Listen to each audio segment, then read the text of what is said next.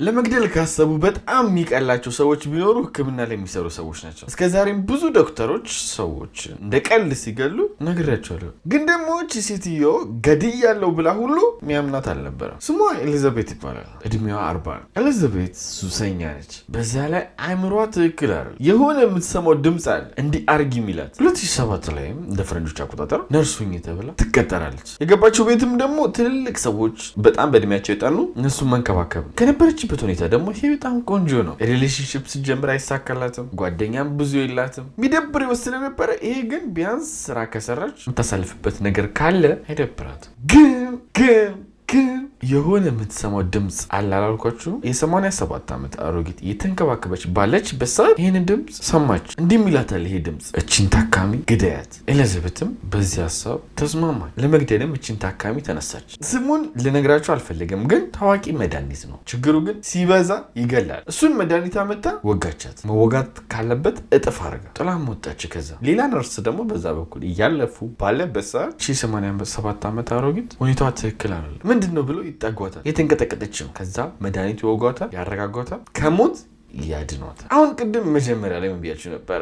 ዶክተር ሆናችሁ ሕክምና ላይ እየሰራችሁ ሰውን መግደል ቀላል ነው ያልኳችሁ ለዚህ ነው። አሁን እሷን ማንም አልጠረጠራት። ምክንያቱም እዛ የሚመጣው ሰው ታሞ ነው።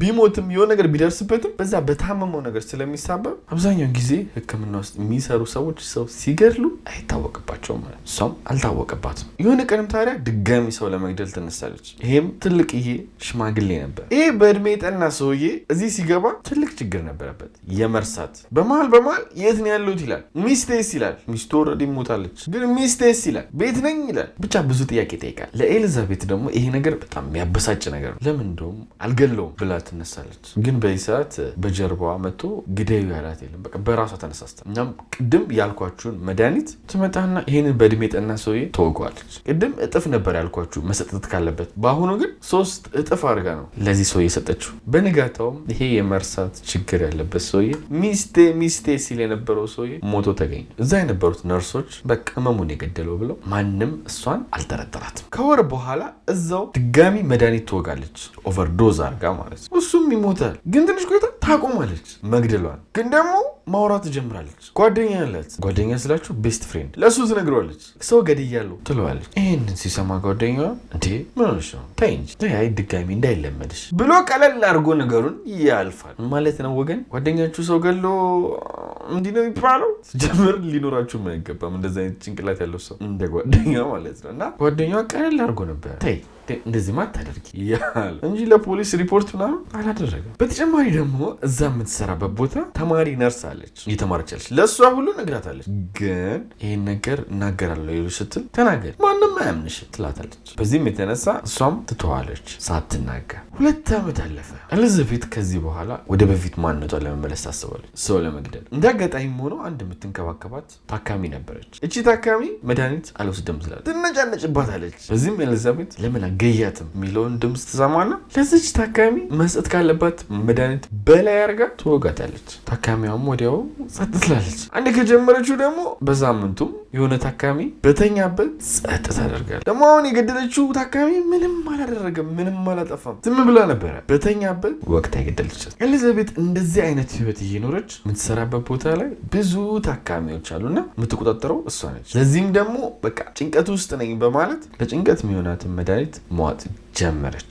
ምን አይነት መድኃኒት እንዳትሉ ብነግራችሁ እናንተ ብቻ አለ ለጭንቀት የሚሆን መድኃኒት እሱም መውሰድ ጀመረች። ይሄ ደግሞ መድኃኒት ሱስ ያስይዛል። ኢቭን ከሆነ ሰዓት በኋላ እኚህ መድኃኒቶች እየሰረቀች ሁሉ ከሐኪም ቤቱ መጠቀም ጀመረች። አንዳንዴ ሁሉ ይህን መድኃኒት ታካሚ ይወስዳል፣ ከታካሚ ሁሉ ትሰርቃለች። ሱሰኛ ሰው እንዲህ ነው በቃ። ሱስ ውስጥ ከገባ ለሱሱ ምንም ያደርጋል። እሷም በቃ ምንም መስላት የሚስታርግ። አሁን በእንደዚህ አይነት አስቀያሚ ሁኔታ ሌላ 2 ዓመት አለፈ። 2013 ነው እንደ ፈረንጆች አቆጣጠር። አሁን ለምን ድጋሚ አልገለም የሚለው ነገር ደግሞ አሁንም በጆሮዋ ሹክ ይላትና እሷም ለመግደል ትነሳለች። በአሁኑ ደግሞ የወጋቸው የ90 ዓመት ታካሚ ነበር። አንዴ አይደለም 2-3 ነው ኦቨርዶዝ አድርጋ የወጋቸው። ኢቭን ይሄ ታካሚ ከመሞቱ በፊት ሁሉ እየተንቀጠቀጠ ሁሉ ነበር። ይሄ ነገር ደግሞ እዛው ቆማ አይታለች ኤሊዛቤት ሲንቀጠቀጥ ምናምን እናም ደግሞ ሲሞትም እዛው ቆማለች እና ጭንቅላቷ ውስጥ በቃ የጸጸት ስሜት ተሰማት። ትንሽ ተሰቃይቶ መሞቱ ማለት ሌላ ጊዜ በተኙበት የምታስተኛቸው፣ አሁን ግን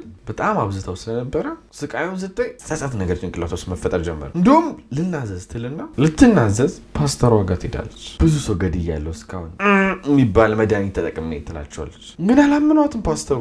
አይ በቃ ደህና ስላልሆነች ወይም ዝም ብላ ነው ብለው የሆነ ችግር እንዳለባት ገብቷቸው እንጸልይልሻለን እንዳታስቢ ብለው ይተዋታል። ለፖሊስ ሪፖርት አላደረጉም። በቃ ጤነኛ ለመሆኗን ያሰቡት እንጂ የምር ያን ነገር ታደርጓለች የሚለው ነገር ጭንቅላታቸው ውስጥ የለም፣ የምትነግራቸው ሰዎች በሙሉ። ለዛም ፓስተርየውም ይህን ነገር ከነጨራሹ አላመናት። ልትወጣ ስትል ግን ፓስተሩ አንድ ነገር ይላታል። ከዚህ በኋላ ሰው ገደልሽ እናገራለን ለፖሊስ ይላታል። 2014 ላይ ግን እንደ ፈረንጆች አቆጣጠር ከምትሰራበት ቦታ ትባራለች። ውጪ ተብላ ማለት ነው። ተነክቶባት ግን አይደለም የሚወጣችው። አንደኛ ሰክሮ ሕክምና ቦታ በመምጣት፣ ሁለተኛ በማርፈድ በቃ እንዳለ የስርዓት ጉለት በሆኑ ምክንያቶች ነው የተባረረችው። አሁን ይሄን ነገር ግልጽ ነው እሷ እንደማያስቆማት ሌላ ቦታ መገጠር ስለምችል ማለት ነው። በአጋጣሚ ደግሞ እዛ አካባቢ ሌላ ነርስ የሚፈልጉ፣ አንደኛው ቤት ውስጥ ነርስ የሚፈልግ፣ ሌላኛው ደግሞ ሆስፒታል ውስጥ ነበረ። ሁለቱም ጋር መስራት ትጀምራለች። ቤት ውስጥ ያለውንም ትገለዋለች፣ ሆስፒታል ውስጥ ደግሞ 1-2-3 ሰው ድፍት ታደርጋለች። የሆነ ሰዓት ደግሞ እዛው ሆስፒታል ውስጥ ፋርማሲ አለ። እዛው ፋርማሲ ውስጥ ደግሞ እሷ የምትጠቀመው መድኃኒት አለ። ሱስ የሆነባት ያንን አድርሺ ትባላለች።